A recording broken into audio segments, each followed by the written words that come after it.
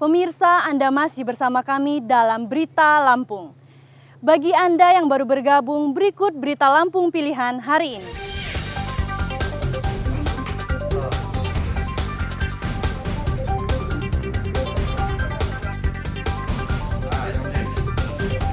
Sebuah pabrik uang palsu di Bandar Surabaya, Lampung Tengah digerebek polisi. Ribuan uang kertas palsu disita.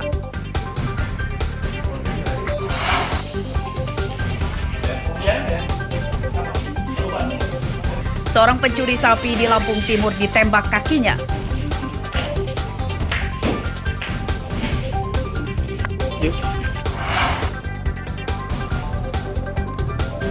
Warga Kelurahan Wailudik, Bandar Lampung resah dengan pencemaran debu dari salah satu pabrik batu bara di daerahnya.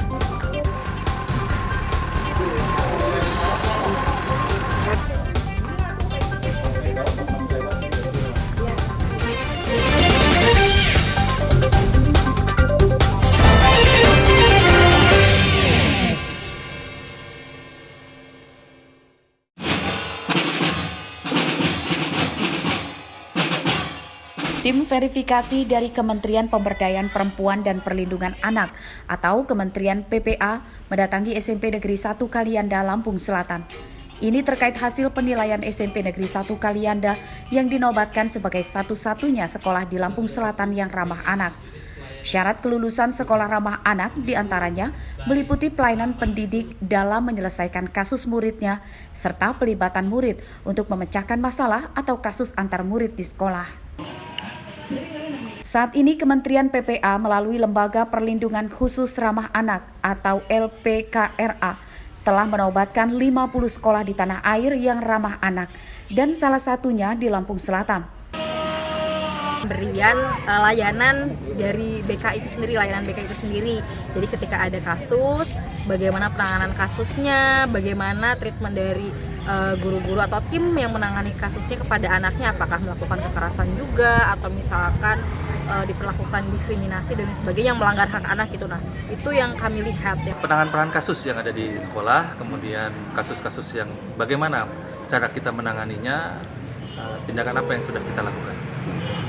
Kami berharap kita terstandarisasi. Kenapa? Karena untuk pertama kali di SMP di Kabupaten Lampung Selatan. Tujuan sekolah ramah anak adalah melahirkan generasi yang cerdas secara emosional dan spiritual. Satuan pendidikan dituntut mampu memenuhi hak anak, mengembangkan bakat, serta mempersiapkan anak untuk bertanggung jawab kepada kehidupan yang toleran, saling menghormati dengan semangat perdamaian. Ari Susanto melaporkan dari Lampung Selatan.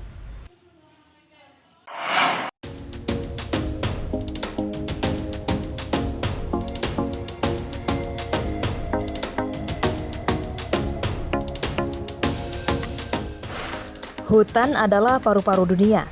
Sebegitu pentingnya keberadaan hutan hingga harus dijaga kelestariannya. Sebagai upaya menjaga hutan, perlu adanya reboisasi atau penanaman pohon kembali. Hal itulah yang dilakukan warga Desa Tanjung Setia, Kecamatan Pesisir Selatan, Pesisir Barat, bekerja sama dengan Dinas Kehutanan Provinsi Lampung Selasa siang. Mereka berupaya merawatnya dengan menggelar festival wisata hutan.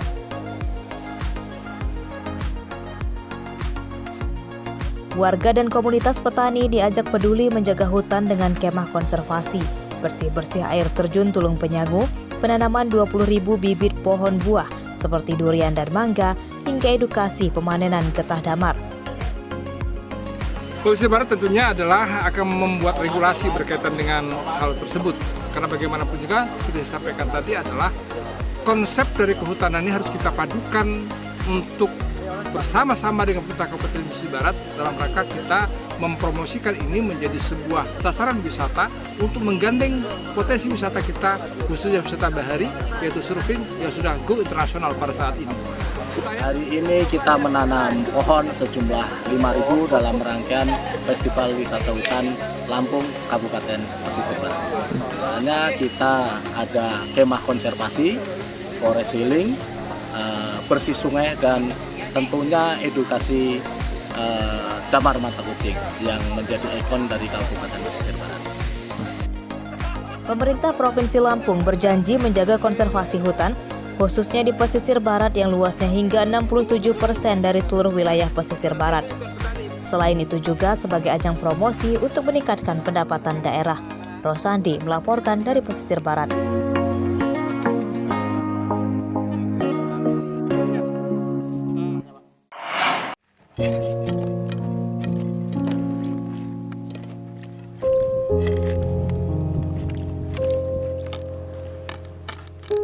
Hidup miskin tidak membuat kakek Rajik Tardi berusia 74 tahun ini hidup dengan keputusasaan. Ia tetap mensyukuri rezeki yang diperolehnya. Pekerjaan berat untuk bertahan hidup sebagai penambang batu di Desa Mulangbaya, Kecamatan Kota Bumi Selatan, Lampung Utara, dilakoninya.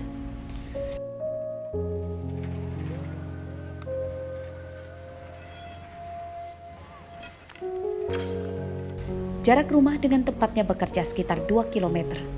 Menuju tempat kerja, tidak jarang kakek Rajik harus berjalan kaki karena tidak ingin merepotkan anak-anaknya yang juga giat mencari nafkah di tempat lain.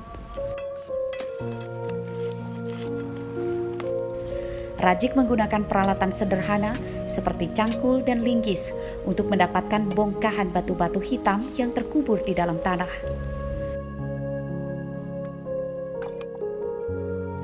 Pada pekerjaan ini umumnya dibagi kelompok antara 2-4 orang. Hasil batu yang ditambang kemudian dijual ke pelanggan mobil truk yang datang ke lokasi.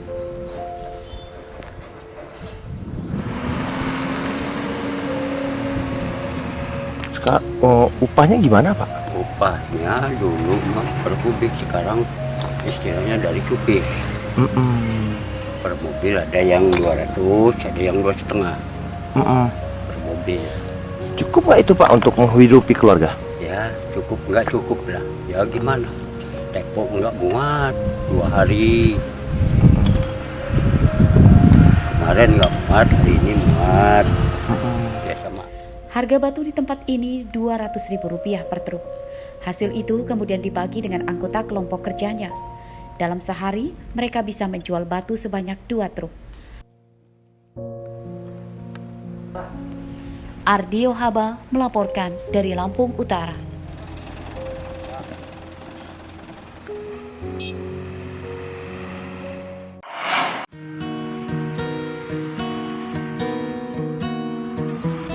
Warga Lampung pasti banyak yang memiliki kenangan dengan Pasar Bambu Kuning di Tanjung Karang Barat, Bandar Lampung. Namun pasar legendaris itu kini nasibnya memprihatinkan. Pengunjung mulai sepi dan bahkan nyaris tutup.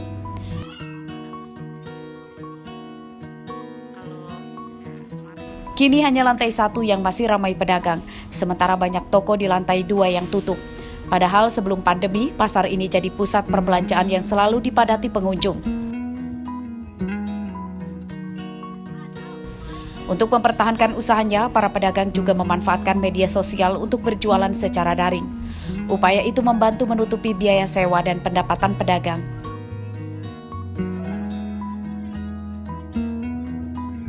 Karena ini di bagian dari strategi untuk kita menjual produk kita untuk di luar daerah, nggak untuk khusus Kota Madia aja, tapi di luar Jabodetabek juga bisa belanja di barang kita di sini. Tapi effortnya gimana, Mbak? Effortnya ya lumayan bagus sih kalau untuk penjualan di online, karena kan offline juga dia menurun, jadi kita bantu untuk jualan online kayak gitu. Kalau jualan sekarang agak merosot sih Mbak, agak sepi. Ya semenjak dari corona kita udah mulai tuh ngerasain sepi-sepi, ditambah lagi sekarang udah ada online. Kan karena di online orang mungkin lebih simpel, lebih cepat ya belinya, walaupun beda sih kadangan. Oke. Mbak nggak coba jualan online? Pernah sih saya juga jual online, cuman ya gitu deh Mbak, tetap kalah kita sama yang online ini. Masalahnya kan di orang harga kadang lebih murah, walaupun kualitas kita beda, cuma kan ya orang taunya lebih cari yang murah dulu. Yang penting buat salin-salin. Kondisi serupa juga dialami para pedagang di kawasan yang dikenal sebagai Pasar Lorong King di Pasar Tengah, Bandar Lampung. Omset para pedagang menurun drastis karena pembeli sangat sepi. Jadi pengunjung udah nggak seperti dulu lagi. Kan dulu paling ramai, sekarang udah mulai berangsur ya. Berkurang. Pengunjung udah mulai berkurang. Ditambah sekarang kondisi pasar maraknya marketplace, ya tahu kan mbaknya. Terus kadang-kadang orang juga lebih suka membandingkan. Ya, ada pun beberapa pembeli untuk kebutuhan barang yang bisa dipakai untuk hari ini dan besok. Jadi kalau kebutuhan mendesak ya ternyata orang ke pasar. Para pedagang berharap dukungan pemerintah supaya kedua pusat perbelanjaan di Bandar Lampung itu tidak gulung tikar.